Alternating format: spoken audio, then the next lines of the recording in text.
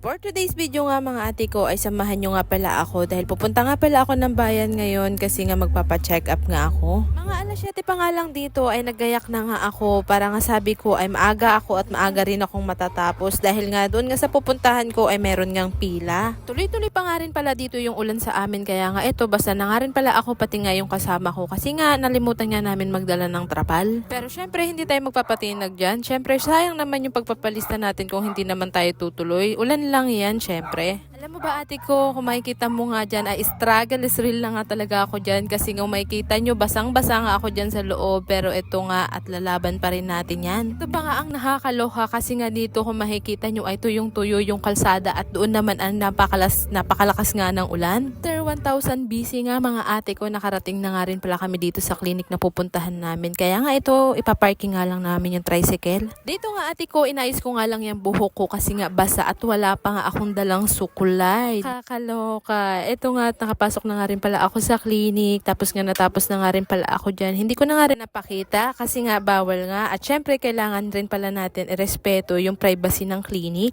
Dito nga dumaan nga lang ako sandali dyan. 12 minutes nga lang din pala ako dyan para nga mag-relax nga. O, diba? May pa-relax-relax pa nga ang ate nyo.